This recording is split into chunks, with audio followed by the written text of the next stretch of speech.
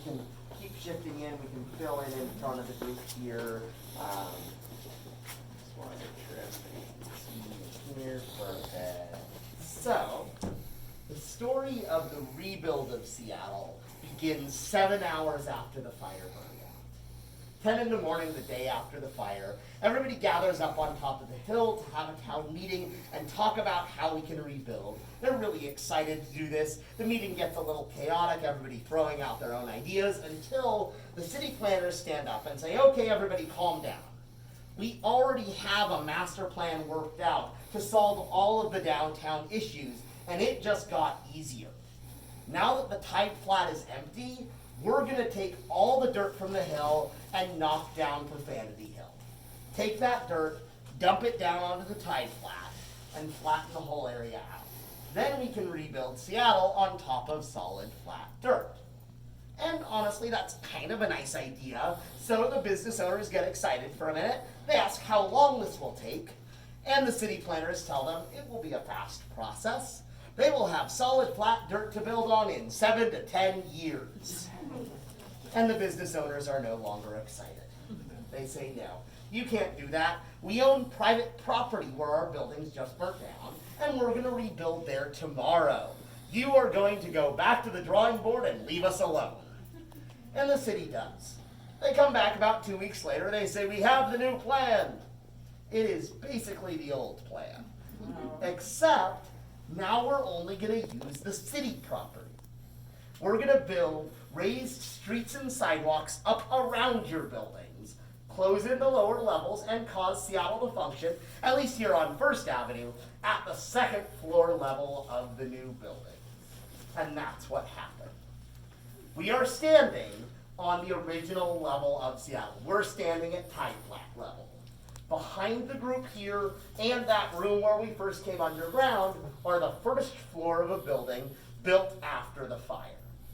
Above our heads are the modern day sidewalks, and behind me we have the raised street.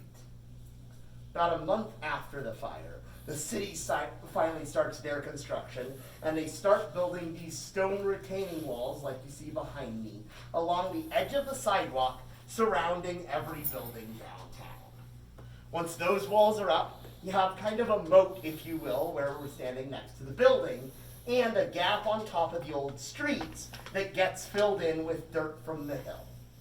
As they fill the dirt in between the walls, about 2/3 of the way up, they lay in new water and sewer lines. Those are now buried and protected above the high tide line. They fill it up to the top of the wall, cap it off with a lovely new street.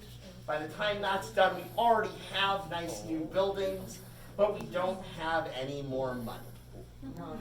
Folks, the city of Seattle ran out of money to put in new sidewalks. And for up to 5 years here in Pioneer Square, we all lived with buildings, streets, and sidewalks. And a whole bunch of problems. Problem number one is obvious. It is where we get the true Seattle spirit of this story. How do you get across the street? Well, for your convenience, the city provided wooden ladders at every street corner. So you can climb up the street level where there's nowhere to wait. So you take off running, hope you don't get hit by traffic, jump onto the ladder on the other side, climb down, and continue on your way. And keep doing that as the streets keep getting taller up to 6th Avenue. We sloped the underground up to 6th Avenue where it met Old Profanity Hill, and 6th Avenue was up to 32 to 35 feet high. Now, ladies, we are living in the 1890s at this point. This means that women's fashion presents some very particular challenges here in downtown Seattle. First of all, if a woman wore pants in public at this time, she would be arrested.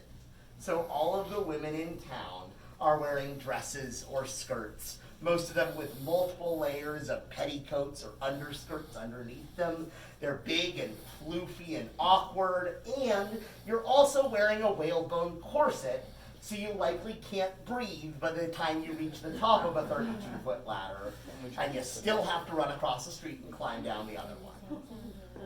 That being said, I would argue the men may have actually had a more dangerous time, at least here in Pioneer Square, because it's also the bar and saloon area of town, and only men are allowed to go out drinking at night to the bars.